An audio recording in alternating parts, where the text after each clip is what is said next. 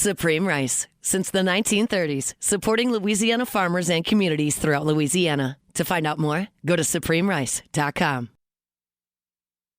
Are looking live. Live at lunch. Live at lunch with Ott and Hanny on 104.5 ESPN, Baton Rouge. What the hell's going on out here? Now, here's Jimmy Ott and Charles Hannegriff. Yeah, for some reason or another, you sound a little taller on radio. Is it live? Is it live? Is it live? From Mike Anderson Seafood, Wesley at Nicholson. Welcome to the Tuesday edition of Live at Lunch, 104.5 ESPN Baton Rouge. Charles Hannegriff, Jimmy Ott. Jordan Kitchen's back in the studio.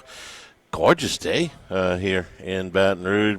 Brilliant, sunshiny day. LSU practicing tonight instead of in the morning. This is the alternate schedule that Lane Kiffin has put out and liked an awful lot when they did it at Ole Miss last year.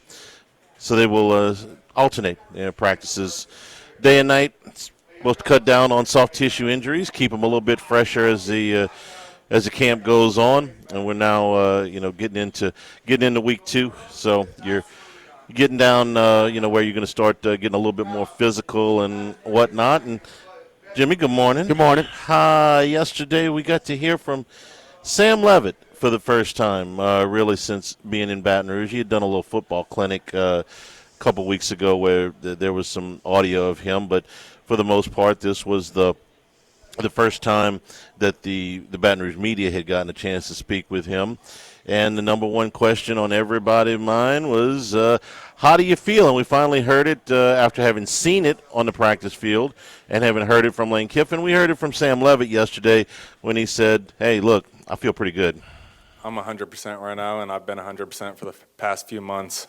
Just want to show a lot of love to Dallas and the whole staff, just constantly grinding, getting me back. And my health is one thing that I take very seriously, whether it's the food I eat, the way I sleep, the way I recover. So it's really never a question for me. You can ask everyone from everywhere I've been. That's kind of something that I prioritize in my life, I think on kind of an extreme level. So, yeah, I'm, ready to go. That's good news. It's not anything we didn't know, but I think the visual helps to hear it from him. Would you rather hear from a doctor or rather hear from a coach? Right? I mean, I'm the smartest guy in the room. No, you don't count. I mean, what's he supposed to say? Well, if he were saying, how does he look? He looks unencumbered to me. Is the word I would use. That's what I want to know. When I have watched, I've been to 2 practices. I have looked at him, and I do not see him favoring anything. I do not see any noticeable signs of him having a problem pushing off throwing. I don't see a problem with him running from side to side. I don't. If Kiffin had a good quote the other day, if you didn't know, you probably wouldn't know. You went out there and you looked and you said, well, was that guy hurt last year? Well, I don't know. I mean, it looks fine to me right now. If all of the practices were closed and nobody had ever put a visual on him, you'd be like, well, we got to take your word for it. But we don't have to take his word for it. We can take his word for it, but we also have visual evidence to back it up. And that, they're not going to let him get hit. They shouldn't let him get hit. No quarterback does. And, no, that's the absolute way to go with it. You don't want him to get hit. Right. So how's he going to react? Get hit in the games. Yeah. Okay, how's he going to react the first time he gets hit? Well, we'll see, on September the 5th. But I think they've done everything they can do. I think it's important for us to kind of evaluate his film when he was – because he's a runner.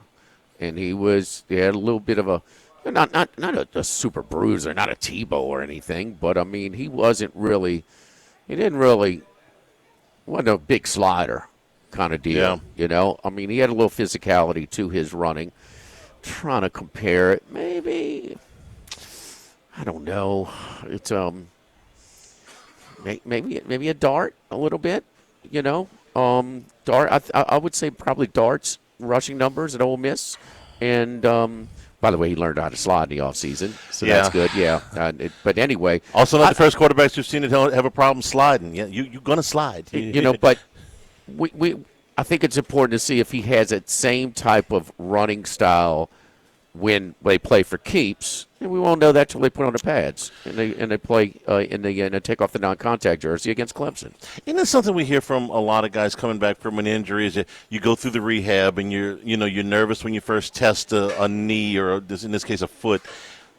But that first time you get hit, okay, that's when you start to feel like, okay, I'm back. It's going to be okay. I can take a hit and I keep moving. The knee is a little bit more of that's like a psychological period, Charlie. Yeah. It's not just one hit. You're pretty hesitant for a while, and the quarterbacks can't get hit. So, I mean, it's just, you see some handle it better than others, and some recover better than others. Some are more dedicated to their rehab. I do like that he referenced what went into some detail about it, but anybody could talk about their nutrition, how they eat and how they rest and things like that. Waistline doesn't lie.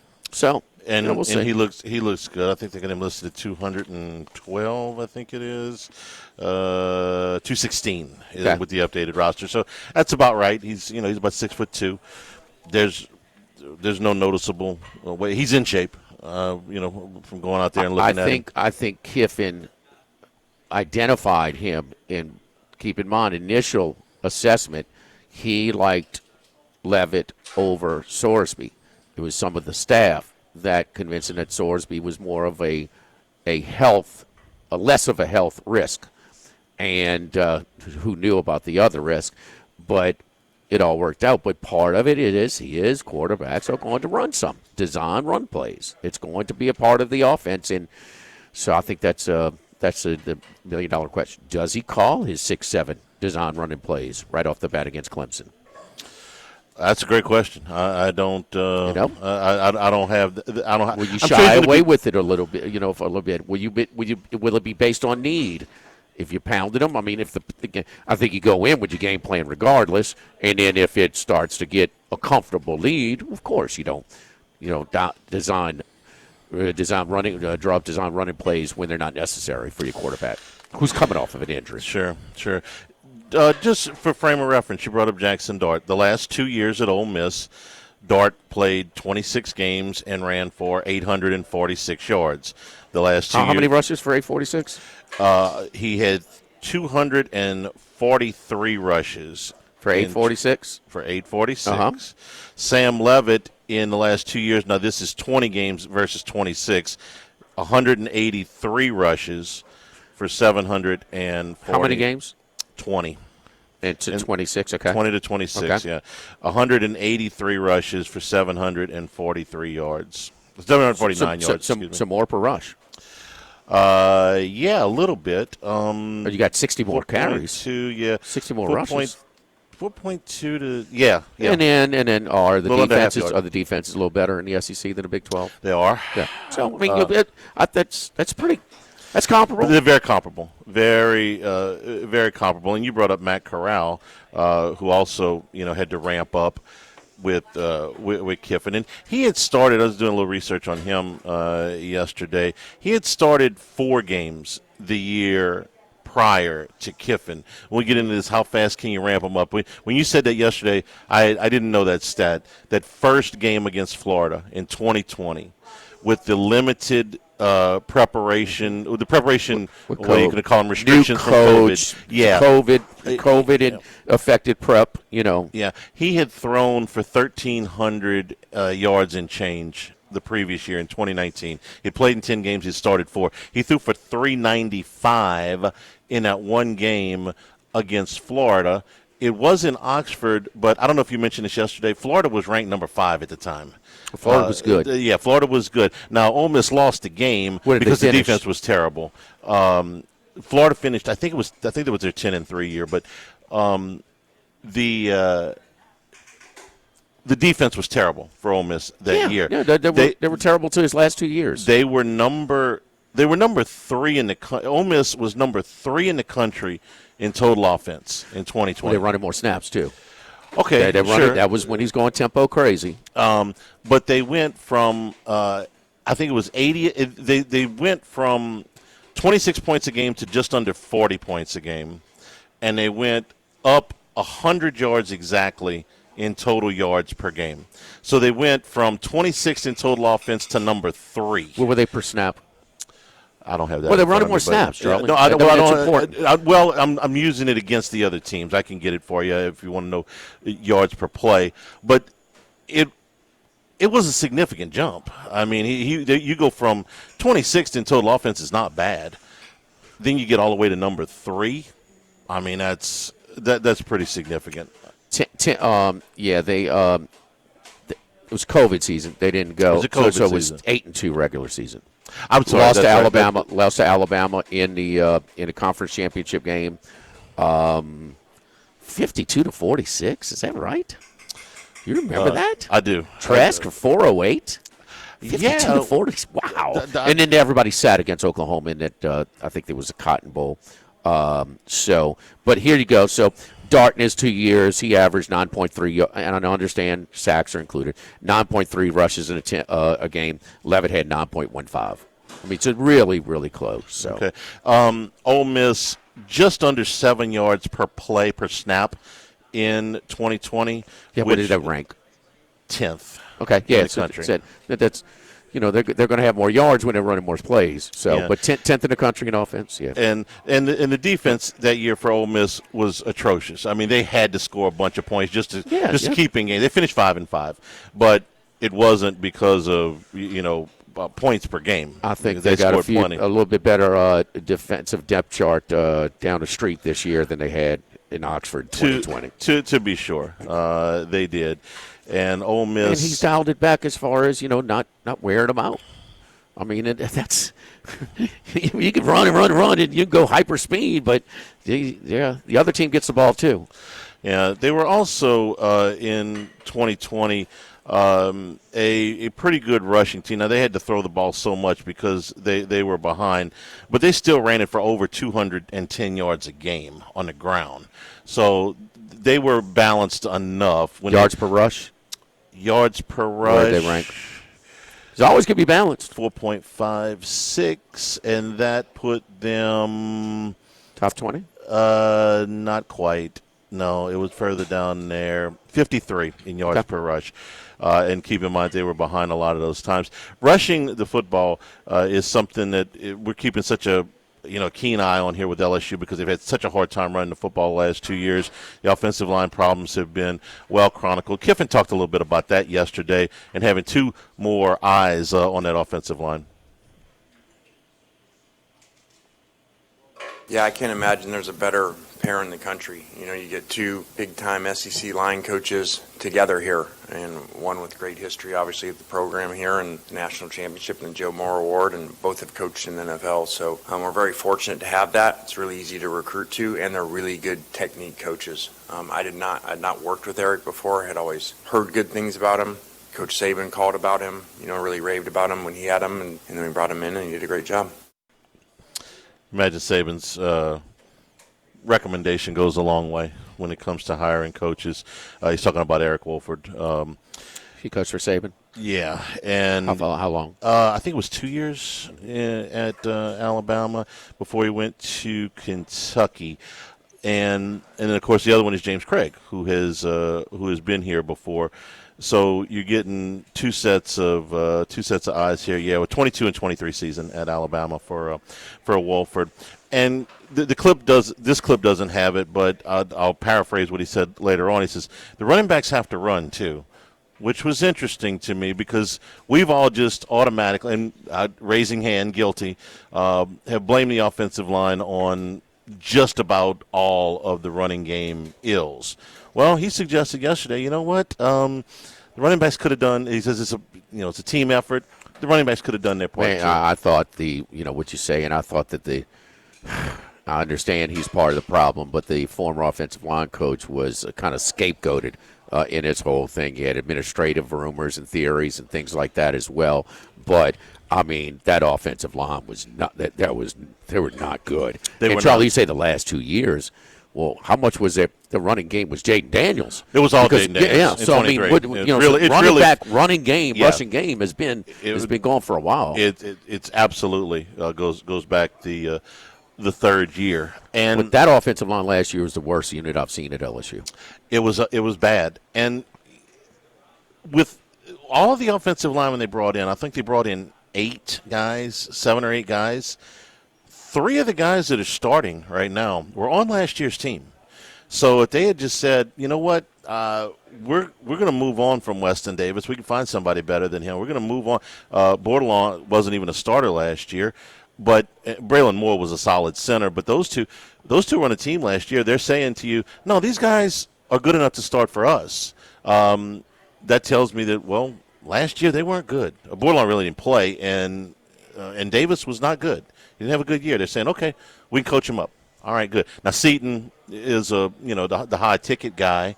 Came in great shape too. He did down some 20-plus pounds from contract what he was at Colorado. For him. It is a contract year for Draft him. year, whatever you want to say. His contract here is pretty sweet too, but the one next year will be even better.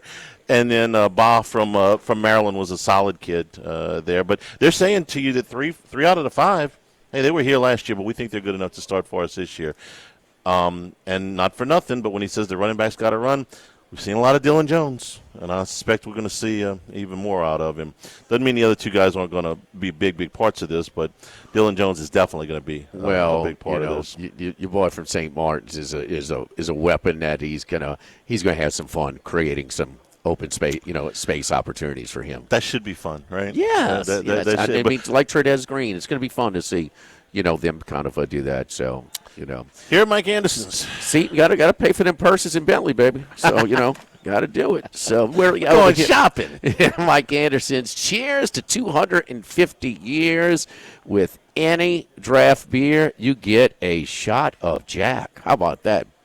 A draft beer and a shot of Jack Daniels. So that's cheers to 250 years as we continue to celebrate the 250-year birthday of our country over here. Shane is behind the bar today. So celebrity bartender? Yes, indeed. So he's over here today and doing his thing. Of course, he works the night shift as well, and it starts at 5 o'clock when we open the doors. We close Monday through Thursday from 2 to 5 p.m. over here at Mike Anderson's on Lee. But, man, it's oyster night. Oysters on the half shell are half price every Tuesday night from 5 to 9 p.m. But that doesn't mean we're not char grilling. I mean, I don't know another char grill that gets used as much as the one over here at Mike Anderson's, constantly going. When my buddy Randy McKay was in town, to give him a taste of a little gumbo and etouffee and raw oysters, char grilled oysters, some catfish. We came over here to Mike Anderson. So, yes, indeed, getting ready for football season just around the corner as well. Live at Mike Anderson's, live at lunch, 104.5 ESPN Baton Rouge.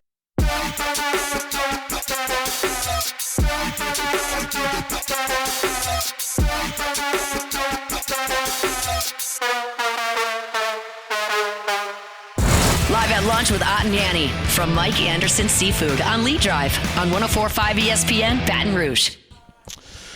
Remember, you can always get the show on demand, 1045ESPN.com, LouisianaSports.net. It's brought to you by Supreme Rice, celebrating 90 years in business in 2026. Supporting our Louisiana farmers, go to SupremeRice.com. It was good for Drew Brees, too, when he talked about, that every Monday, with the neighbor, it was, red beans and Supreme Rice. He said Supreme Rice? Yes, Charlie. Of course he did. No, that was really cool. They bonded with their neighbors, and they come over on Monday nights. Yeah. It's like, hey, honey, we got new neighbors. Who is it? Drew Brees. They say the cornbread, too, now. Yeah. You got to have good cornbread. That's important. Yes, that's indeed. important. Yes, indeed. One former Saints quarterback to another. You notice something about when guys come here, maybe they don't have the success. By here, I mean Baton Rouge for LSU or New Orleans for the Saints. If they don't have a whole lot of success, despite whatever they did before that, when they leave here, it's that guy's no good. Kind of get that, as soon as somebody leaves here, it's always the honeymoon period when they first arrive, the optimism. So much better. And then when they leave, oh, what an idiot. Oh, what a bum. That was terrible. Yes. How would you feel about it if Derek Carr were joining your staff as a college football coach? He's going to UCLA. UCLA. Bob Chesney hired him as a special advisor, which I guess is a glorified term for analyst. So he's not like one of the the paid staff members. Yes. So he is. Well, I guess he can pay the consultants, but something. Yes. But I mean, it's not. You don't count against the 10. Right. 35 years old. He is going to go and help out at UCLA. I'll give you my take on it. I would welcome an NFL quarterback with his experience level into my college camp in a heartbeat. I understand that Derek Carr maybe had a prickly relationship with New Orleans, whether it be the fans, the team, the media, whatever. But you give me a guy who started for 10-plus seasons in the NFL to come counsel teenage quarterbacks and for almost nothing as far as total costs. I'm gonna welcome him in. If he's a problem, I'll move him. But I'm gonna take that shot. Well, it's also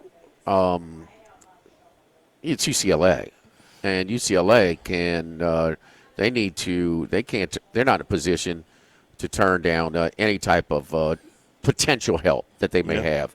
I can't see Derek Carr being inspiring young athletes. Okay, I can't see him fine tuning and offering his experience, as you talked about, and take, like you said, regardless, man, played in the NFL for how long, so as a starter, So, but there is some optimism. Della was telling me about his brother. They finally now new coach. Okay, but he's getting out recruiting some kind of way. He's hustling a little NIL money, where we know that they're at a big disadvantage when it comes to that. And their schedule is winnable. They can easily be in a bowl game. They can have a winning season this year. So tricky little game right out the chute against San Diego State. But no, UCLA is begging for it. We know, and now you got more travel costs. Oh, quite a bit more travel they costs. get more money out of the Big Ten and the Pac-10, but Pac-12. But it's going. I mean, it's going to a lot of travel. So, and they've reduced their schedule accordingly. USC and UCLA no matter what you say about them, they over the last 20 years or so have scheduled as tough non-conference as anybody. Yeah, they don't schedule the 1AA teams ever, and you're right. Well, Notre Dame was on USC's schedule for a long time, and will be again. So yes, I concur. I'm not at all surprised that UCLA would welcome a guy 11 years for Carr, a guy of that kind of experience level into the camp, especially at the cost. I'm a touch surprised that this is something that Derek Carr wants to do. Maybe it came to him after he retired and sat for a year and was like, no, I need to find something to do. I think he lives in that area, huh? To begin with. Yeah, yes. Southern California for sure. He played at Fresno. Is he a local guy? I think he's a California guy. He was born in Fresno. Yeah, okay. So, he's obviously made enough money that he doesn't have to go find a job if he doesn't want to. Oh, but but you got to find something to do. I mean, he's 35 years old. He could still be playing in the league if he wanted to. Well, he could, he's dipping his toes into the water a little bit and see if he. Let me see if I like this. Yeah. So I mean, he might be a better coach than he was a player. I don't know, but maybe I just think that the one parallel that I would be concerned about his career as a coach is the obvious one. I'm not sure how strong of a leader he was in a position of leadership as a player, and how is he going to be a leader when it comes to the coaching. And we've seen it, and so we'll see. The career path is similar, although the people are completely different, to Jim Harbaugh. When Jim Harbaugh started coaching, he was a volunteer assistant for no money at, I believe, the University of San Diego, and not San Diego Well, he was State. the head coach at San Diego. Yeah, but for a while. But when he started, I don't know. Yes, he did. He started as a volunteer because that was part of the story. It's like he went for no money, and it turned into. Dad was a coach, so his coach. His dad was a coach. His brother's a coach. Yeah, kind of. The beginning of the career is where the similarities end. Harbaugh and Carr, very different people. Harbaugh has turned into Remember a Harbaugh fantastic as a player coach. Too.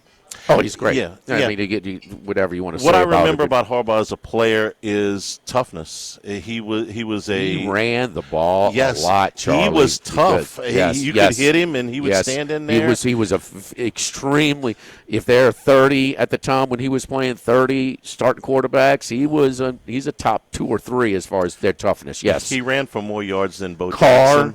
Jackson. Not so much. No. I mean, just so it's.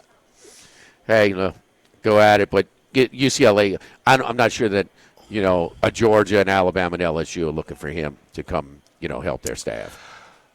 They got more guys in coaches' shirts than they do in jerseys, Charlie. They do. In the team picture. They do. I think this is a free swing for UCLA. If it works out, great. It didn't hardly cost you nothing. If it doesn't, he'll move on after a year and decide he wants to go do something else, maybe media or, who knows.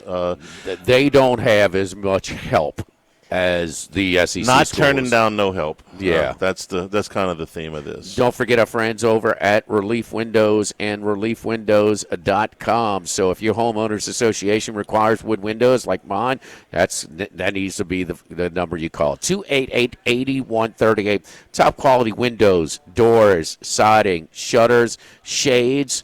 I mean, you name it. And we do on the speaking of the shades, electronic shades, manually operated shades, function and style to any room with fabric interior shades to deliver light control with a streamlined look. That's right, you can have different levels of shade as how translucent they are, how much sunlight they let in. Choose from 4 different curated swatches with manual, cordless, remote motorized operation, custom measured and professionally installed by our team. Go to reliefwindows.com for check out all of their inventory, and trust me, you will be satisfied with the top level of professionalism, to the initial analysis of your situation, to ordering the equipment, the material, and the installation as well. Relief Windows and ReliefWindows.com. Live at Mike Anderson's Live at Lunch, 104.5 ESPN Baton Rouge. From Mike Anderson Seafood on Lee Drive on 104.5 ESPN Baton Rouge. Heading out to Las Vegas, deep in the desert, lives one man.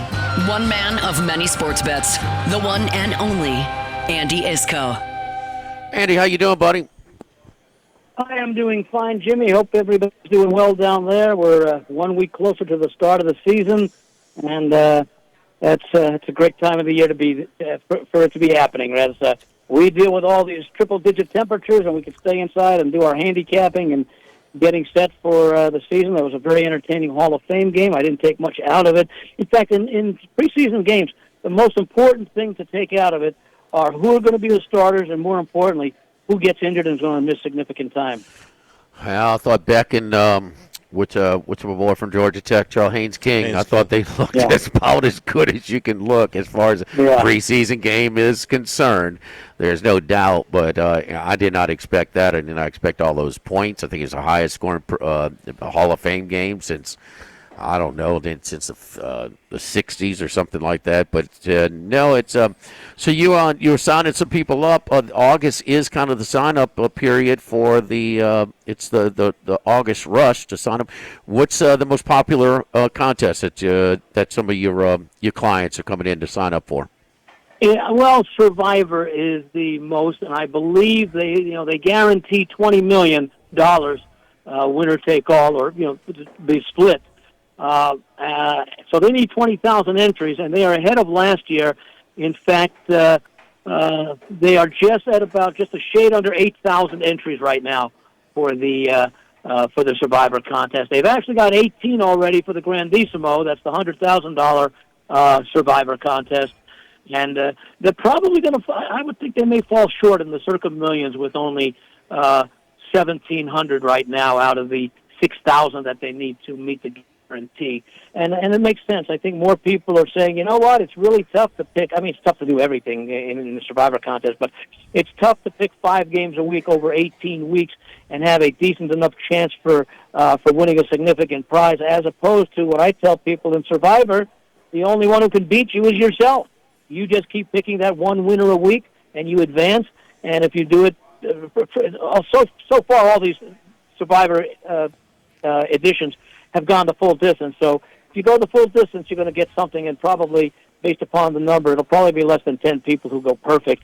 And you're talking about $2 to $2.5 million probably. So that's why I think Circa Millions is losing a little bit of its luster, mainly because of the competition it's offering itself by having the Survivor contest. I was doing some work for Bet Rivers earlier today, and they asked me to put together a future college football 3-team parlay. And so I Charlie, over 8.5, LSU wins. Okay. local play there. I've got Texas Tech to win the Big 12, like minus 120. All right. And Penn State to make the playoff, plus 360.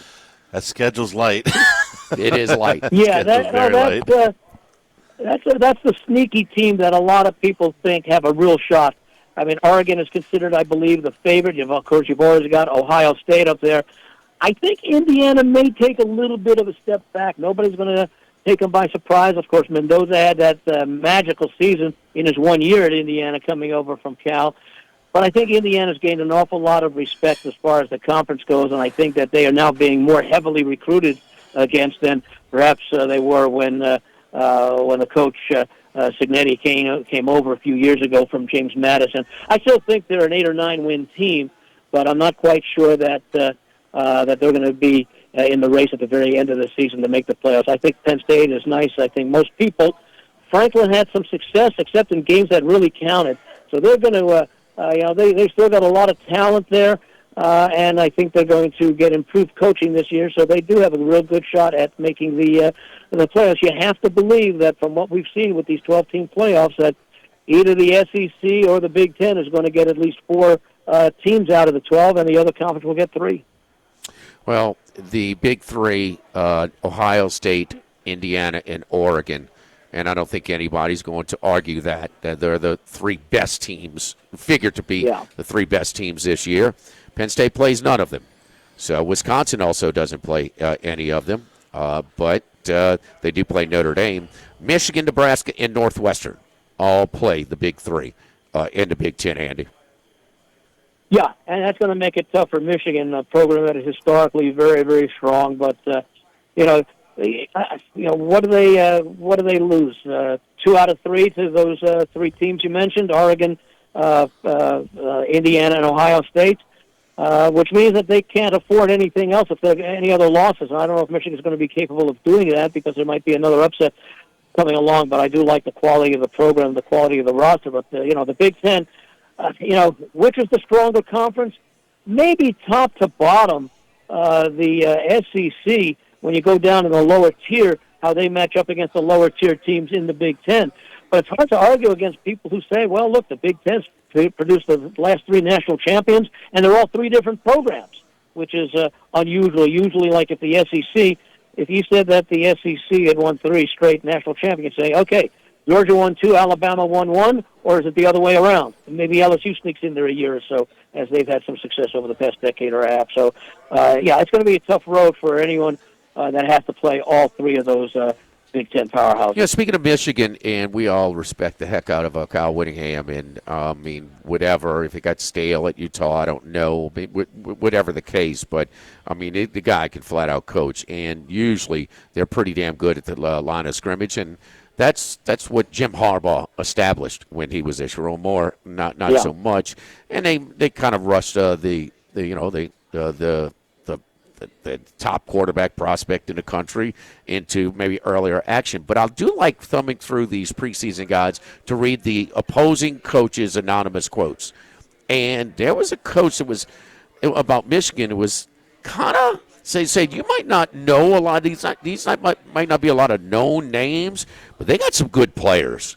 And so they might be, I think, it's going to be one of 2 things, and I shade toward Whittingham having a real positive effect on Bryce Underwood because I've seen him take some running quarterbacks and create some easier throwing opportunities for them and kind of nurture them along instead of just asking him to be a drop-back passer, which he's you got to utilize his legs in the early part of his development as well. But that caught me by surprise a little bit. And not only do that, but they got a quality non-conference opponent as well as Oklahoma makes a return visit to Ann Arbor. Yeah, and the thing with Michigan is, in fact, we're looking right now at the season wins number at circa 8.5. The over is plus 150, and the under is minus 170. I think a lot of it has to do with that schedule difficulty. But, Bryce Whittingham is probably one of the most unheralded, underrated coaches of the last 25 years with what he was able to do at Utah. They were a perennial, certainly since joining the Pac-12 at the time, they were perennial contenders each and every year, going up against schools like Washington and USC, for example, the two other teams that have really had the great success in that conference on a regular basis. And when you take over a new program like Whittingham is doing, and he's got a lot of talent because Michigan recruits itself, I would expect that as the season wears on, this Michigan team, Whittingham, will continue to show improvement. So I'm almost looking at, I said 9-3, but it could be 10-2 because maybe they do pull an upset or two in late season games, especially Ohio State. Who would you rather have coaching in the Ohio State-Michigan game, Ryan Day or Kyle Whittingham? I'd probably say Kyle Whittingham right now, based upon the coaching edge that he's shown over the years, because at Utah, it's a nice, talented program, but they don't match up as far as a lot of the talent that goes to the Oregons or the Michigans or the Ohio States. So I would expect steady improvement throughout the season from Michigan because of the coaching change. And to your point, Andy, only 4 players followed him from Utah. So it's not like he took a bunch of guys that he knew from Utah. He probably feels like in a lot of cases he's got better raw talent on the Michigan roster that's waiting for him there. Their 2025 class was really good. Last year, even with a coaching staff, they finished around top 10, 10 to 12 in a lot of polls. They were number 6 the year before. But it was a quote. I love that roster. Was an opposing anonymous coach. So 24 from Penn State, from Iowa State to Penn State, 4 from Utah to Michigan. Yeah, no, the transition year, you're gonna lose. Others are gonna raid your roster while you're trying to hire the coach, and they're not looking to take your weaker players. So it's usually something that's necessary. But we'll see. I mean, I don't know exactly how many departed from that top 10 class that they had a year ago. The other thing with Michigan is, let's see how they do this season. And maybe they finish 9-3, 8-4, and don't make the playoffs, but they do show improvement. When the odds come out for the 2027 NCAA championship college football playoff to make the playoffs and to win it, Michigan, based on the strength of Whittingham and what he's done, and he does, of course, have some knowledge of the Big Ten teams from years ago, as far as that goes, the programs that are already in the Big Ten. That I would think that this is, and I think you said, a year of transition for Michigan, to the extent that Whittingham's getting to know the rest of the conference that he hasn't known, and I would think that's going to make a big difference next off season, especially when it comes to looking at the portal for in-conference players who are looking to transfer, as well as recruiting the athletes that he's never really had a chance at Utah to that quality to recruit in the past. Any NFL thoughts? One of the teams that I made a play on and decided on my my over/under wins is in the NFC North, and that's the Minnesota Vikings 8.5. The over is plus 130. And my comments when I wrote this one up, the Vikes were 4-8 last year, but they went 5-0 at the end to go 9-8, actually getting the third place with tiebreakers with the Lions in the schedule department as far as the number 3 seed now. So that's a sign that they didn't quit on the coach, didn't quit on the season, which would have been very easy to do. The fact that they've got that great defense, even though they have some concerns at quarterback, although today it wasn't a surprise, Kyler Murray has been named the starter. I think with that defense, Minnesota should be able to match the 9 wins that they had last year, and maybe even double digits there, because I can again see 3 teams. I expect Detroit, obviously, to improve after, especially playing that 4th-place schedule. I think Green Bay takes a step backwards. Chicago's a little bit of an unknown, but I still think that they have a good chance to make the playoffs. I have actually Minnesota finishing 3rd in that division, and 3rd in that division with 9 wins would not be a surprise. After all, last year, all teams won at least 9 games.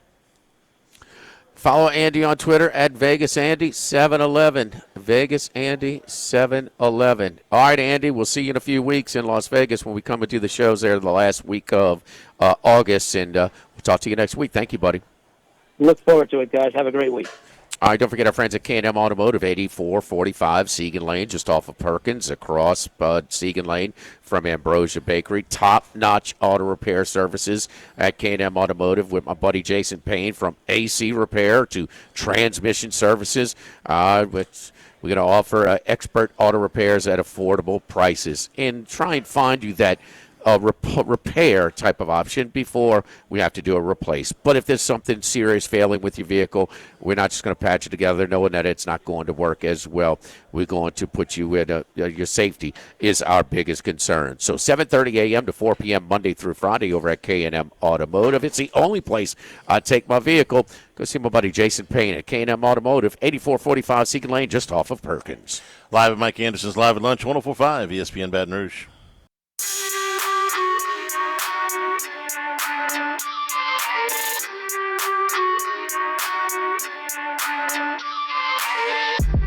Live at Lunch with Ott and Yanni from Mike Anderson Seafood on Lee Drive on 104.5 ESPN Baton Rouge. Back here at Mike Anderson's Live at Lunch. We're also brought to you by Louisiana Health and Injury Centers. As you're dealing with any kind of pain, back pain, muscle soreness, neck pain, things that are keeping you from getting around as well as you'd like or costing you a good night's sleep, just want the pain to go away, a little bit of relief. Dr. Michael Goff and his staff help you out. They've done a great job for our family. So they get you in a program that will target those problem areas, get you to feeling better. The exercise and stretching programs, the adjustments will work a lot of the times. Sometimes you need to go to a dry needle or electric nerve stimulation, cryo, or ultrasound therapy. Let them help you out the way they've done for us. Airline Highway, Plank Road, Jefferson Highway near Drusilla. Dr. Michael Goff, Louisiana Health and Injury Centers. Everybody that's listening to this show, I'm sure, is dying for football. You're not alone. Got the ratings in from the Hall of Fame game, which is something that I would normally pay about zero attention to. Jimmy, 7 million people watched the Hall of Fame game the other night. To put that into perspective, that's more than any baseball game this year, more than any Major League Baseball game this season, and more than any NHL game last season, including the Stanley Cup. Now, we're talking about an exhibition game. And we're not only talking about an exhibition game, we're talking about an extra exhibition game. I mean, the teams that are only playing 3 are cautious enough. If you got a whole extra one, I mean, the number 1 draft picks were nowhere near going to get in these games. There's no starters playing. We were trying to estimate of the people that were on the field the other night what percentage is going to make the final roster. 15%, 20%, maybe even less than that. And still, this thing drew 7 million people to watch it. Why? Because they're dying for football. They're dying for football. They're dying for football. But the thing is, I mean, it's two of the 1 to 32. You're looking at maybe, 28 and 31 as far as needle movers. Yeah, because I'm not even sure the teams mattered. Hell no, they don't matter. Throw me 2 NFL uniforms out there, and I'm going to watch. I watched a lot longer than I thought I would. And I know the game was way more entertaining than usual. Yes. Okay, so it did have that. I mean, after a scoreless first quarter, 6 straight scoring possessions. It was, but damn, a Hall of Fame game. Now, I'll say, I watched way more of it. Now, if Drew Brees wasn't involved, would I maintain it? Well, it kind of kept my interest away because I couldn't believe what Beck was doing, and I'm trying to see how much was it. They're not trying to confuse him. I get it. Those can be kind of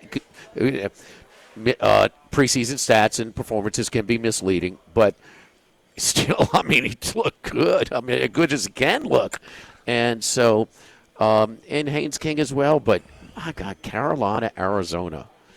That is your third 3:20 game. Yeah. That is, if it's on a Sunday, ain't no way it's going to be on noon, certainly not prime time. It's going to be on the 3:20 with the game of the week. If there were 16 games in a full NFL weekend and this was one of them, it would probably rank 16th.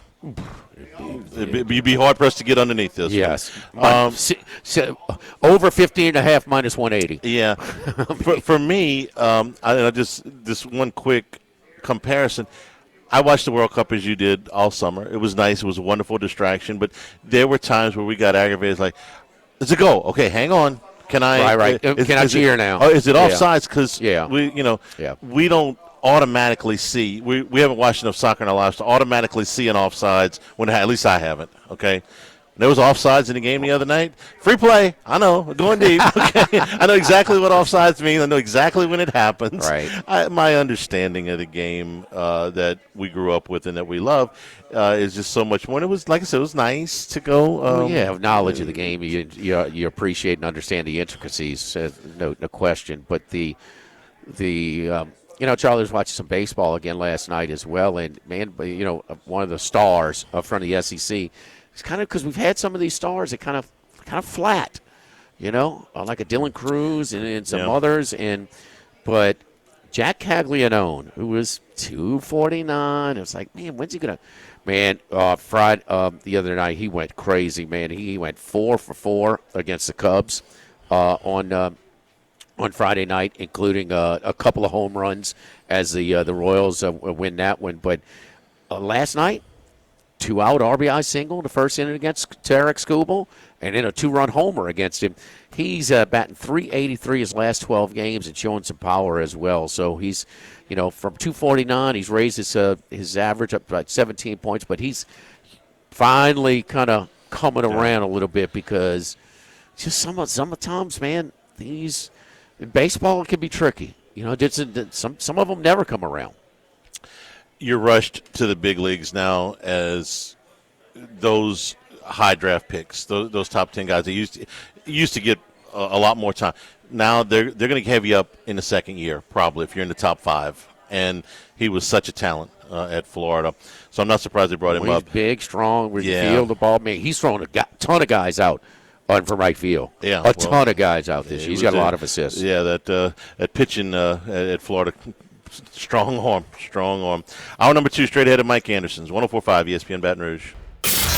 Live at lunch, first class. I want a seat in first class where I was booked and ticketed over a month ago. Second class. No man should be subjected to the indignity of being labeled or treated like a second-class citizen. And no class. Life had become like school on Sunday. No class. I'll tell you what then. Why don't you call me sometime when you have no class? First class, second class, and no class. Brought to you by Supreme Rice. Buy local with Louisiana-based Supreme Rice since 1936.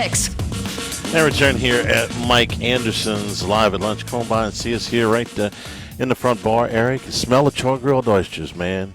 We got the celebrity shucker today. Yeah. And Shane. Shane's gonna be picking up a couple of day shifts, lunch shifts from time to time. So he's getting into it's a char grill training camp for Shane. So he's shucking away and doing his thing, man. So a Flair oyster shucker. Not quite the performance that we see during the dinner shift. No, not quite on stage. A little bit lower key, but kind of cleaning things today. Making sure a little OCD Shane today.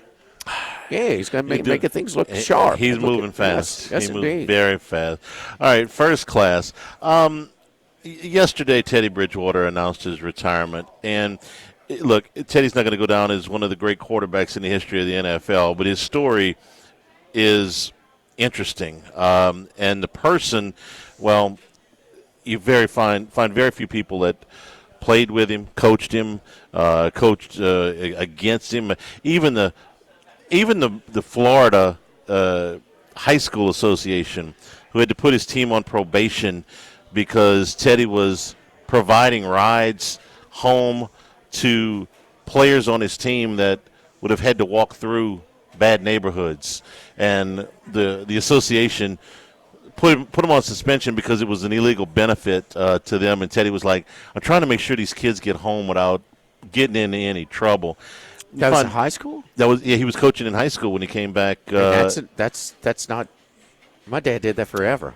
Well, he also fed them and did some other things. My dad did that too. Okay, well, exactly. I'm sorry. So even when they put him on probation, it was kind of like, look, man, this is against the rules, but we understand why he did it. Bridgewater was a first-round pick. The Vikings took him with the last pick of the first round. He had a very good career at Louisville, and he was the Rookie of the Year, in 2014. And the second year he made the Pro Bowl, it looked like he was on his way to being a long-time NFL starter. And then one of the scariest things that I've ever seen happen, Jimmy, we've seen on occasion, at least I have, an ambulance come out on the field, okay? I don't know that I've ever seen an ambulance drive out to the middle of a practice field because the injury was so serious. And that's what happened to Bridgewater in training camp of his third year. He had nerve damage in his knee. And I remember seeing the images and just this hushed silence over the practice field. They thought his career might be over, and that might have been the least of his worries, that this might have been a permanent thing. Well, Bridgewater was able to work his way back. He played for the Jets, the Saints, the Panthers, the Broncos, the Dolphins, the Lions, the Buccaneers, and then the Lions again. He was on their roster before he retired. Teddy Bridgewater was dependable. Teddy Bridgewater was a hard worker. He never quite, I thought, came back to the level that he was before the injury. I mean, but just to make it back was a hell of a thing with as serious as it was. And the time he was with the Saints, those 5 games where Drew Brees was down, Teddy went 5-0. So you could get. What year was that? 2018. And look, man, Teddy could get it done. Teddy could play the position. And I often wonder if he hadn't had that catastrophic injury, what his long-term career would have been like. Was it 18 or 19? It might have been 19. He was with the Saints for 2 years. Might have been 19. I forget which one. Yeah. But he was 5-0 after Brees got hurt in that game against the Rams. Because did the Saints win that game against the Rams? No, they lost the game against the Rams. But it was a 2019 season. Yeah. It was only that Rams game was only game 2. Mm-hmm. And Bridgewater came in that game, but then he started the next 5, and so beat Seattle. That's where they scored. The defense did a great job. It beat Dallas 12-10. 12-10. He only threw for 193 that game, but Tampa Bay 31-24, Jacksonville 13-6, and Chicago 36-25. I think they were down in that Chicago game too. He had to rally them back. That was a road win. He threw for 281 yards and 2 touchdowns. What do you? He beat Mitchie T, baby. Trubisky. Mitchie T's in that preseason rotation, though. Watch out. He's pretty good at preseason. Bridgewater ended up starting 65 games in the league over a 12-year career, and I just listed all the teams he played for. I wonder what would have happened had Teddy not had that catastrophic injury in Minnesota. I mean, he basically went 2 seasons without playing. I think he got the second season he got in, I think, for a game. But, I think, look, he won a lot of games. He made $66 million in his career, so he did well financially. And if I had to guess, I'd say Teddy Bridgewater is probably going to go back to coaching. Yes. Yes. He strikes me as a guy that would be a football lifer and would move on to that in the next thing. So good. And that's the thing you're supposed to learn from athletics, Charlie, is sort of that, that translates to life, and that is adversity. And look, man, in sports, things don't go your way all the time. And, this is a guy that certainly can share his story.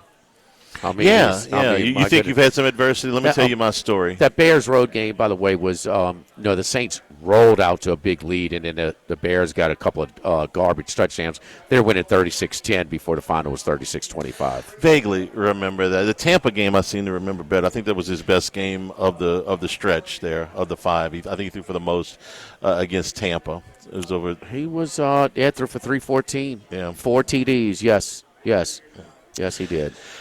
Second class, good with a chance to be great. All right, I mentioned this yesterday with the Saints in the offensive line. Over the weekend, they moved Cesar Ruiz inside to center, basically to take some reps. They're really kind of short of backup center. If they could find somebody at guard to move in, if something were to happen to McCoy again, and I applaud them for taking the steps that, hey, listen, McCoy was very durable at the beginning of his career. The last 2 years, not so much. We need to have a plan in place. because the guy who took his place last year is gone.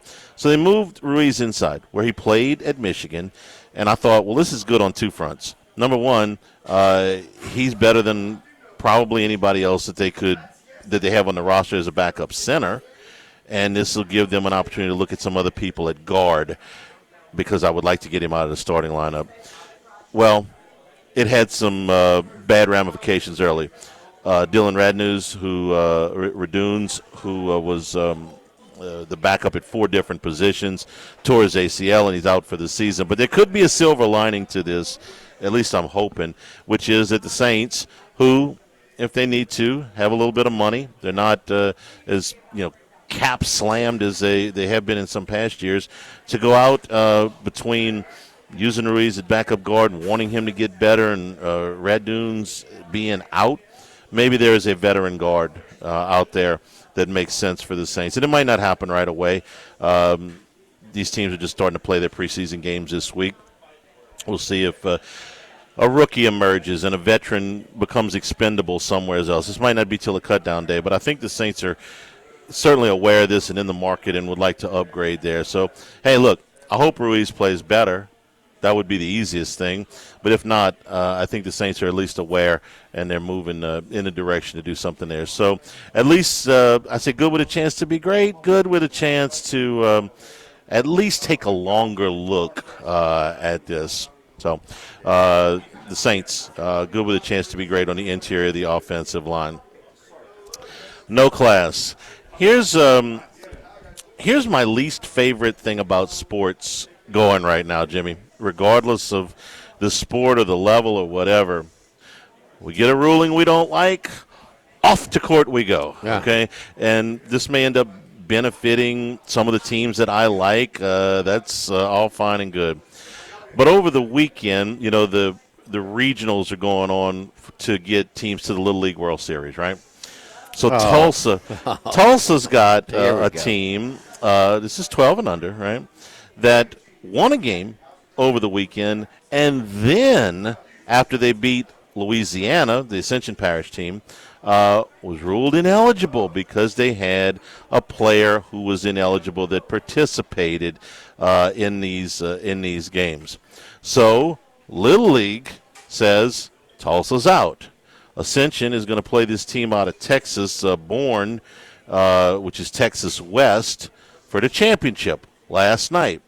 Well, about an hour into that game, which the Texas team won 4-1 over the Louisiana team, should have been their ticket to the World Series. But wait, Tulsa goes to court. I'll give you 3 guesses where, and gets an injunction to make them eligible. So now Bourne's got to come back and play them today for the chance to go to the World Series. But wait. Little League says, no, that's not fair to Bourne. They thought they were playing for the championship last night. They thought they were playing for a trip to Williamsport last night. Not fair to make them come back and do it again, right? Absolutely not. So Bourne's going to the World Series now. And Tulsa's going, I don't know where, really, to be honest with you, unless something's happened in the last 45 minutes. But they have the team that is eligible because of this preliminary injunction. They got a judge in less than a day to look at this and say, no, that team should be eligible. Jimmy, I am so tired. I know you hate this worse than I do, okay? But between the NCAA and the player suits and the eligibility suits, and like I said, I know that this may benefit a team that we know, especially when it comes to college basketball later this year. But I'm tired of it. I'm really wearisome of every time a player or team gets a ruling that they don't like, they just run off and find a friendly judge. It's tiresome, to be honest with you. So the Tulsa team went to court, and the Little League Federation or whatever stepped in and said, we don't care. Well, I think they're still going to be eligible from what I read an hour ago. I may even be behind on this story because I did all this before the show today. But they said for Bourne, the Texas team, no, that's not fair. If you coached a little league, okay? You only have a certain amount of pitches for you guys. If you think you're playing for a championship, you do everything. And then could you imagine saying, yes, you're going to Williamsport, and then coming back the next morning and saying, no, you got to play again tonight. That's not fair. It's not just Little League baseball, but sometimes some youth activities, which it brings out the absolute worst in the adults. I concur. I totally concur. And not only that, absolute worst. When you're trying to just you're missing the whole thing. So, not only for the Bourne team, but my other question, which I read as much as I wanted to on this and then a little bit more, is how did they find the ineligible player after game 2? How did they get that far?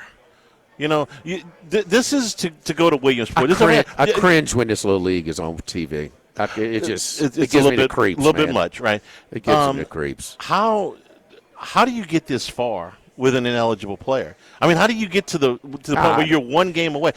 We're not checking birth certificates. We're not checking eligibility. Danny Albani. Charlie, let me go on and on. Yeah. I mean, how does Belichick's girlfriend still have eligibility for the cheerleading contest? I don't know. Right. And we could go on and on about Little League and all the problems with that, but it's the court thing that bothers me just as much. We don't like the rule of the league. We don't like the rule of the official. We're going to court. We'll find a judge somewhere that'll side with us, and we'll do this. It's been in high school.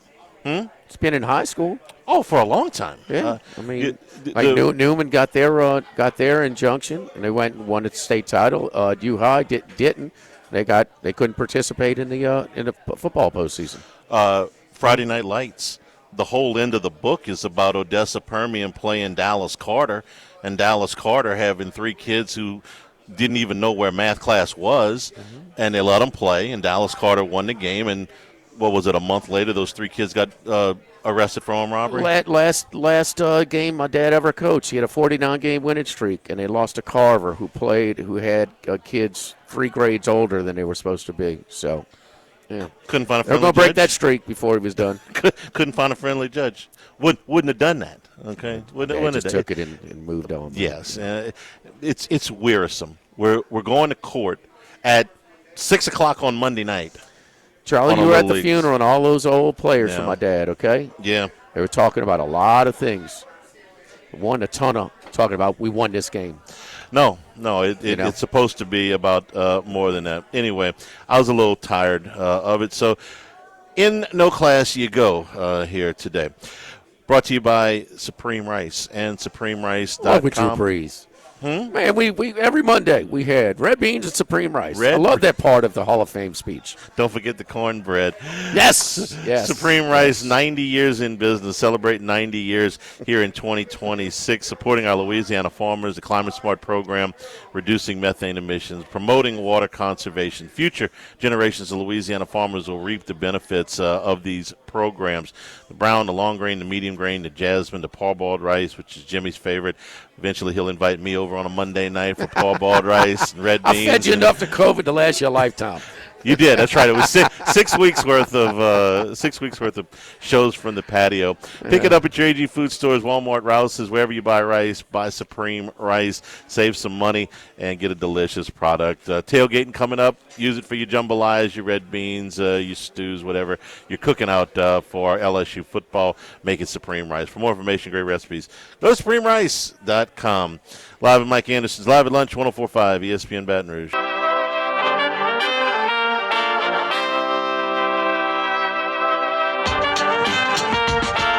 Live at Lunch with Ott and Yanni from Mike Anderson Seafood on Lee Drive on 104.5 ESPN Baton Rouge. We return here at Mike Anderson's. Come on out, see us here for lunch, right next to the char-grilled oyster bar here at Mike Anderson's. Charlie, I was looking at the, that year we were talking about when Teddy Bridgewater went 5-0, came in relief when Breeze hurt his hand and the Rams lost. They were 13-3 that year and lost the Vikings in overtime at home in the playoffs. And I remember it being a Taysom Hill type of game, kind of bailed him out. He did. One pass for 50 yards. 4 rushes for 50 yards, 2 receptions for 25 yards and a TD, and he had a solo tackle. So he had about 18 yards a touch. It's pretty good. That's pretty. For fourth and short specialist, huh? Yeah, that was the year they lost to the Vikings, or the year that the Nola no call. No, there's lost to the Vikings at home. Okay, 26-20. Okay, Rudolph. Yeah. Kirk Cousins. The tight, offensive pass. Breeze struggling. The offensive pass interference that wasn't called. They probably would have won anyway, but I thought. What's that? I thought Rudolph pushed off, but. They would have probably won the game anyway. But yes, speaking of the Vikings, since we've seen it be on a little bit of a theme here, what do you think of them? I don't want to say benching McCarthy, but this guy took in the first round 2 years ago, missed the rookie year because of an injury, and then last year started 10 games, and they bring in Kyler Murray, and Murray's named the starter, and your week into camp. That competition, if it was one, didn't get very far. What does it tell you about McCarthy or Murray or the Vikings? It tells me about what they think of McCarthy. Yeah, because they're not even going to open it up to competition, and I really didn't think so when they signed Murray. But man, you kind of know what you have in Murray, huh? I mean, you've got a pretty long sample size, huh? You have he's not going to throw the ball in rhythm. He's short. He's quick. He can make some plays with his legs. But, I mean, he just, as far as the whole throwing the ball, I don't even know how they practice. Because in the games, he will not throw the ball in rhythm. And, I mean, you spent a top 10 pick on a guy who's got 10 starts, and you're ready to give up on him? I mean, he can throw the. I mean, when his workouts, everybody raved about him. I mean, he throws a decent ball. He's lightly raced though. He is so inexperienced because not so much because the style of ball that Michigan played, and the one that comes to mind is the game against Penn State where they just said we're not throwing the ball. Yeah, where Harbaugh was ordering room service with one phone and calling plays with the other one. I mean, he could. Yeah. They had a lead at halftime. So, man, shut it down. This team is not going to drive the field on us. With Drew Aller at quarterback. I just think it's they're giving up on him early. I mean, 25 games is kind of like be patient. Yes, we can look. Yeah, you could think, but you got to give a guy 25 starts to get a kind of a full evaluation of him. It comes down to one thing for me, and it's do you think the Vikings are a playoff team? If you think the Vikings are a playoff team, at least I understand this. I don't necessarily agree with it, but at least I understand it. If you're looking at the Vikings roster and you say, I've got enough with a competent quarterback, you can debate whether Murray's competent or not. I know he's not your favorite. But if I think I've got a playoff roster, then bringing in a veteran because I can make the playoffs makes sense. If I don't think I've got a playoff roster, then Kyler Murray is only delaying the inevitable, which is I'm going to have to go find a long-term solution at quarterback because I don't think Murray is a long-term solution at quarterback.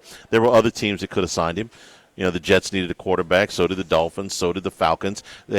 They chose to go in another direction, and he went to the Vikings, may have a better roster than any of those teams that I just mentioned. Actually, I think they do. But do I think they can make the playoffs? Oh, yeah. And if you think they can make the playoffs, then at least I understand why they're doing this. But it is awfully quick to give up on McCarthy. And I'm thinking back to that play where they told him to do something, and he ended up bootlegging for a touchdown last year, and the coach jumped his ass on the sideline. You remember that game? Yeah, and that's part of it, okay, which I don't – to kind of give you a little glimpse. It's got to be more to the story. Yeah, it's not just that one play. He has not been receptive to the coaching. But this guy, if you turn on your playbook just turn it on, it's more than what Murray was doing. I mean, it's in his iPad. They could track it. It was never turned on. Yeah, right. Do you think that's normal? You don't think that's a big deal? At least he practices. I get it. At least he's putting the time. My problem with McCarthy is I've never thought he was that good. Well, he might not I was be. shocked when they took him in the first round. You think Murray's any good? If I have a playoff team, if I have this Minnesota Vikings roster right now, I think my chances of making the playoffs are better with Murray than McCarthy. Yes, this year. You're talking about this year. This year. Okay, yeah. this year. So that's why I asked you. Do you think they have a playoff roster? Yeah, but they can't win a play. They can't. They might win one. They might make it a run in the playoff with him. It is only putting off. How many playoff wins does he have? Murray, none. Okay, okay. Well, that's what I'm saying. You're putting off the inevitable, which is go find your quarterback. They invested this pick. They're plus 154. They're plus 154 to make the playoffs. The Vikings are for whatever that tells you. Well, it's a tough division. It's a very tough division. Their defense, the Lions finished last in that division last year. Their defense was third in yards per play defense last year.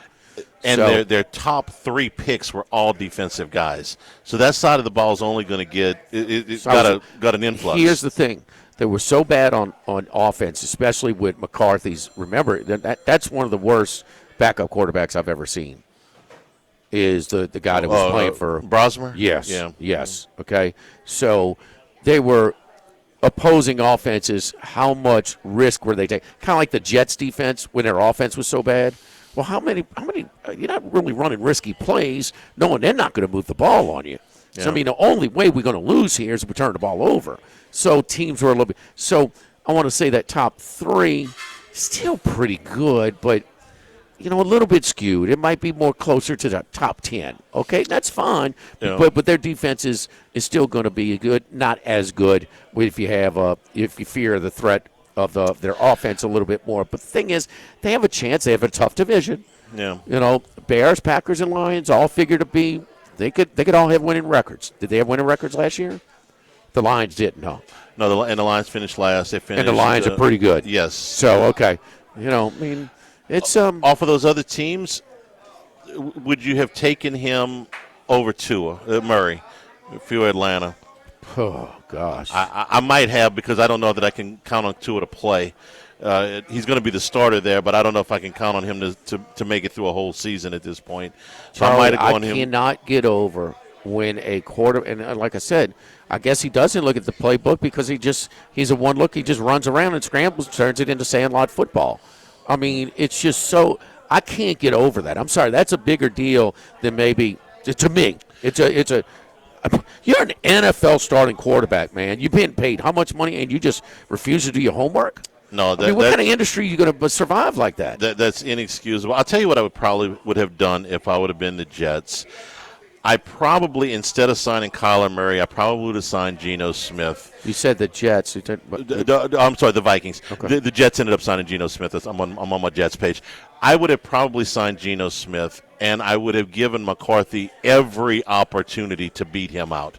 I would have said, listen, man, we may even go into the season, even if we think Geno outplays him in training camp, we're going to give him an opportunity. We're going to give him at least the first 4 games, okay? And then if that doesn't work, assuming he doesn't go 0-4, but Geno Smith is a professional quarterback, okay? You're going to get an honest everything out of Geno Smith. He's no longer anywhere close to his prime, but Geno will give you an honest day's work, okay? And with that receiving core that they have, Geno Smith is fairly accurate. More so, he's not going to cause any waves. Not that Murray's been a problem or anything since he's been there, but in the past he has been. I would have probably signed Geno Smith, put him behind McCarthy, give McCarthy 3 or 4 games to see what he could do, and then move Geno in to save the season if it didn't work out.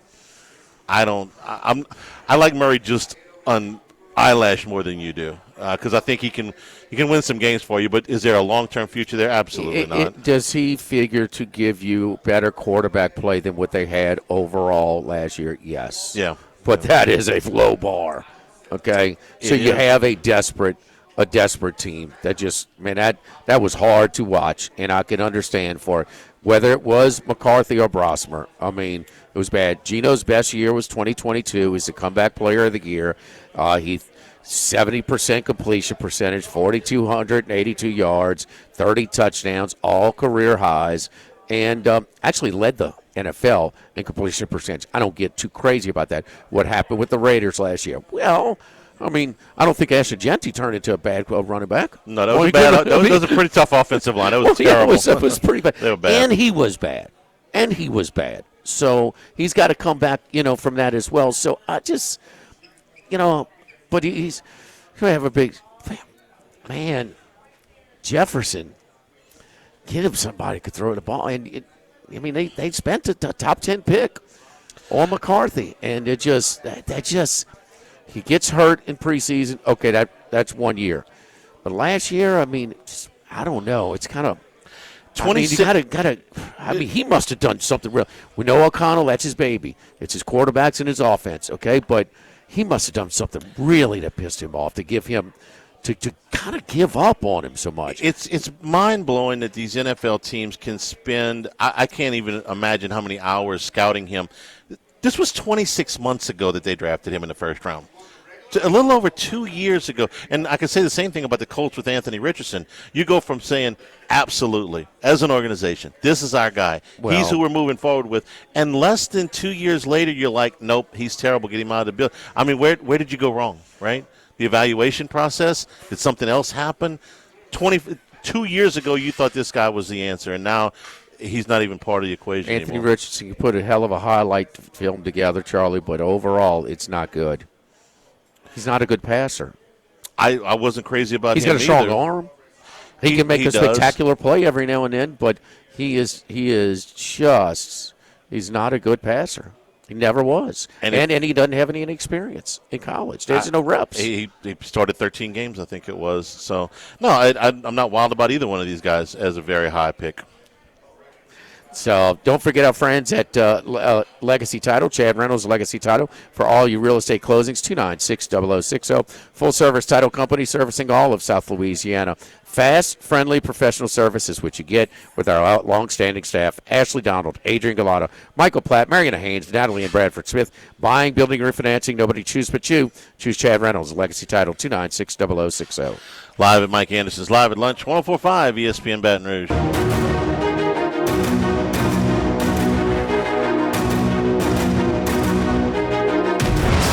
Lunch with Ott and Yanni from Mike Anderson Seafood on Lee Drive on 104.5 ESPN Baton Rouge. We're also brought to you by the Thibodeau Store, the Pierre Part Store, open in La Rose and Lockport. You're doing construction on your property here as we wind down the summer.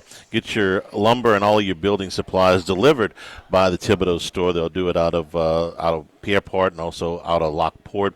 Get all of your supplies delivered to you. No job too big or too small. If you're doing some of this work yourself, ask the experts at the Thibodeau Store for a little bit of advice as you move forward so you're not wasting time and money. So many different power tools and hand tools, all of your supplies, your painting. We just had a big paint sale, but some of those still exist back in the Thibodeau Store for your custom-made Cypress furniture, lots of fishing equipment. They ain't got it, you don't need it, man. At the Thibodeau Store, 900 St. Patrick Highway in Thibodeau, Highway 70 in Pierre Part. And online, all four sites, go thethibodeaustore.com. And look, man, for, all of the stores, it's August, and you're trying to get your stuff for tailgating season. And they've got tons of purple and gold stuff. They can make just all kinds of size, pots and fryers and mobile stoves and, everything you need. A great selection in all different sizes, all different price points. So just really, the spoons and where you batter like fried seafood and do the shaker and stuff like that to shakes, all of the, the fish fry off it. They have everything you can imagine, gadgets to the hardcore equipment, over at the Thibodeau Store and the Pierre Part Store. We have watched this run on NIL for the last 5 years now, and wondered what it would turn into. And one of the most elusive numbers to get an accurate number on, get plenty of rumors, is what guys are making. And there was even a lawsuit, here in Louisiana.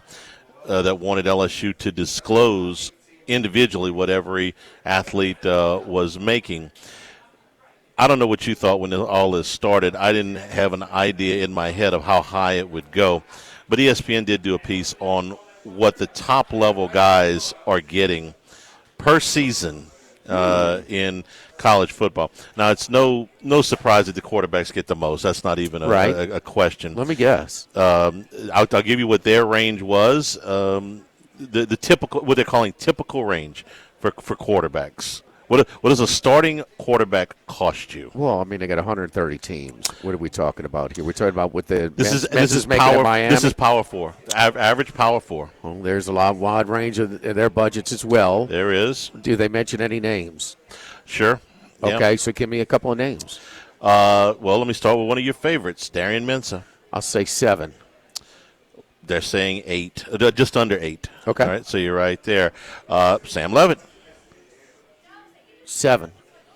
4.5 is what they're saying for him. Oh, I think that might be a little off. I'm not telling you that these numbers are 100% I on think the that money. might be a little off, but okay. They didn't have a number on Dante Moore, which is the other guy that I really like to see.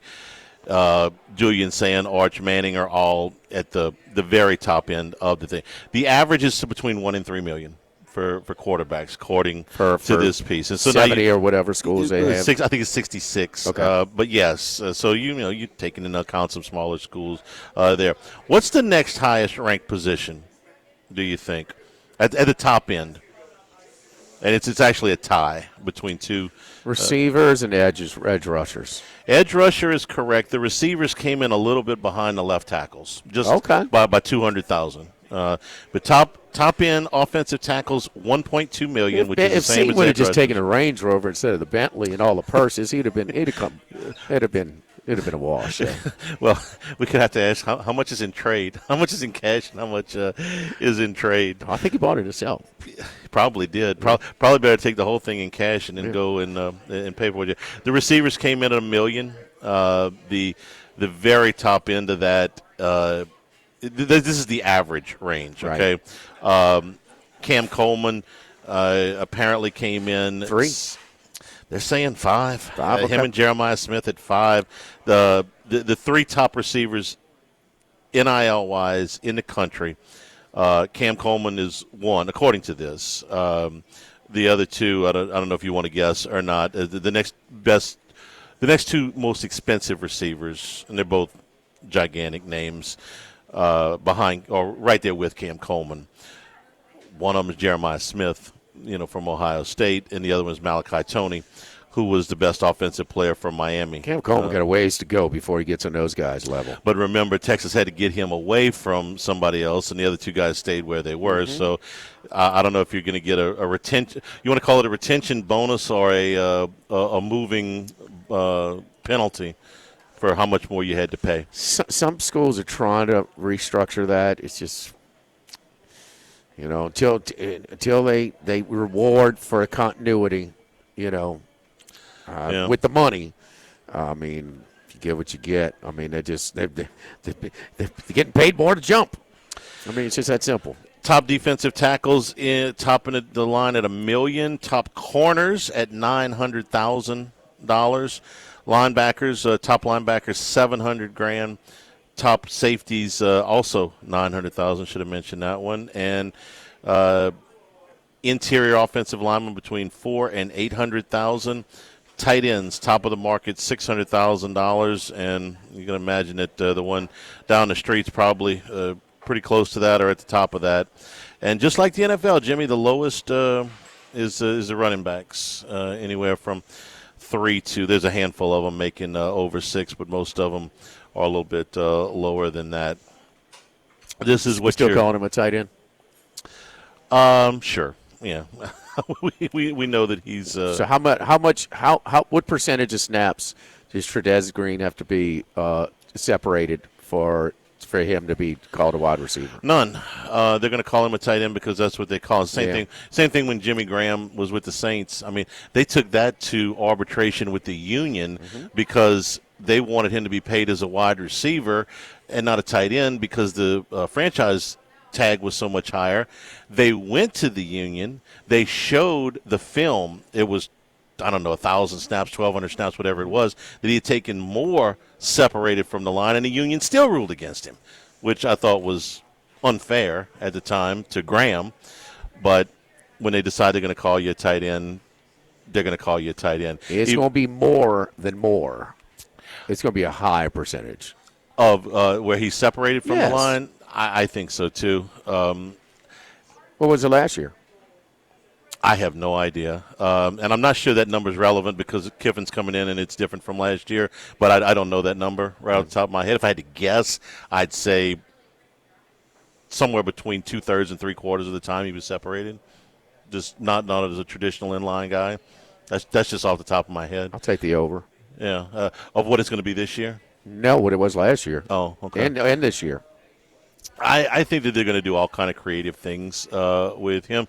You know, they got that formation that they like to run in short yardage, where the tight end, or it was actually bigger people at Ole Miss last year, line up behind the guard and the tackle. And sometimes most of the time they run off that formation because it's short yardage, but you can throw off that formation as well. I thought that was one of Kiffin's poor game management decisions when they went to got the Pookies in the backfield and every short yardage, fourth down against Florida. They did. It was so predictable, and they converted half of them, and they'd failed to convert half of them, and that's just not 50% is not his typical fourth down. But he was just married to it. He just kept doing it, and he will do some goofy things like that from time to time. You know, you inside the 10-yard line now? You take a chance out the game? For what? In Norman? Especially, that was bizarre. That's the kind of things you do when you don't trust your quarterback. Right. When you're the best quarterback in the country. When you trust your quarterback, gosh. Yeah, I agree. So add it all up, and you have what it costs to run a college football program these days. The very next story is about Northwestern getting a $35 million donation for their football program. Really? Yeah, and they already got a great facility. They just built it. They move into the new stadium this year. Yeah. So that's done. So they got a tough schedule. They play the 3 heavyweights in the Big Ten, and they're starting from scratch. Yeah, so. that workout facility was beautiful on the. Yeah, the athletic facility. Yeah, on the lake or whatever. It's as nice as I think it's the nicest one around. So they have it being the shore of Lake Michigan. Yeah. Yeah, so it was pretty damn nice. It was nice looking, and the stadium's nice looking. I saw. I'm sure it is. Some of that stuff. It's not the gigantic. No. They don't need that. That would be bad. What is the capacity of it? About 50, maybe 60. I thought it was even less than that. I'll check it, but I want to say without looking, I'm going to say somewhere in the area of 45. But I'll look it up while you're. You see what they were that day, Charlie. I got to look at the team stats here. So they were on fourth down that day. They were 2 for 4. Ole Miss. So all 4 of them. They put the big defensive lineman in the backfield. Huh. They did when they lost to Florida. And boy, and Dart started out well, but man, was he bad the fourth quarter of that game, huh? Yes, he had a really rough day. I shot high. It's 35,000. Wow. With Northwestern, the old one was 47. Okay. And now the new one's 35. Ryan Field. There we go. All right. Don't forget our friends at United Community Bank, the local way to bank big, with locations from Baton Rouge to Golden Meadow, including their newest branch at Burbank and Bluebonnet. I've got an account over there. Go by and see my friends at United Community Bank, a great team of bankers, Heath Meir, Nicole Glover, Hunter Creed, David Campbell, David Henry, and Prentice Wilkes. United Community Bank, member FDIC, equal housing lender. Live at Mike Anderson's Live at Lunch, 104.5 ESPN Baton Rouge.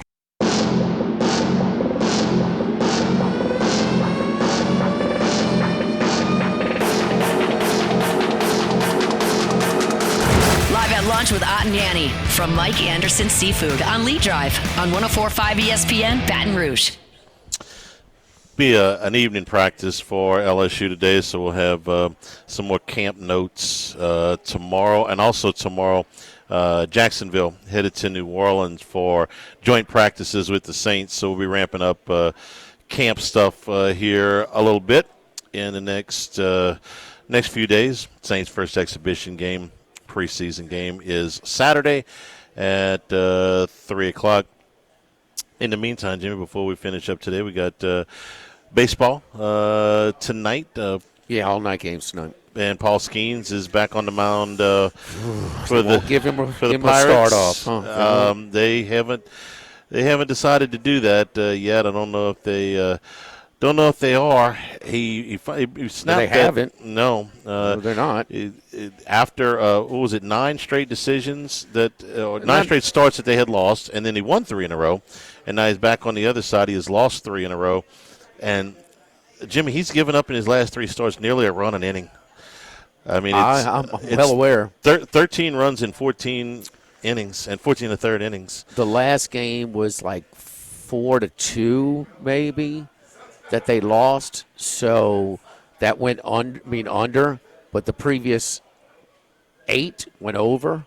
Yeah. So, I mean, he is just – I mean, what are you doing rodding skeins in the over? It's just the way it is because his reputation before, but he has not pitched well. We know about what you can – we can put the gun on him, and his velo is down, his spin rate is down, and I don't know if skipping a start or 2 might help him, but I really don't have a whole lot of faith that he's just how. I mean, what sign has he shown that he's going to snap out of it? And look, when they lost the 9 games, not all were bad outings.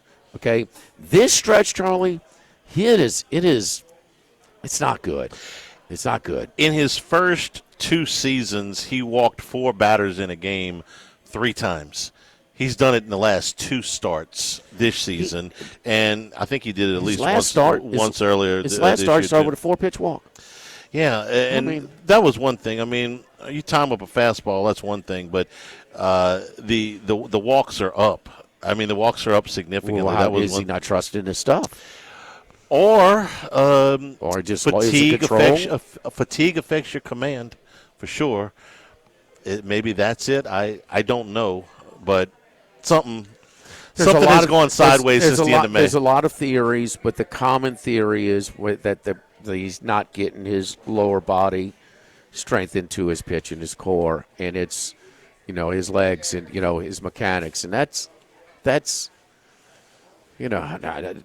Sometimes that can be due to another injury where you're compensating or overcompensating, okay? Yeah.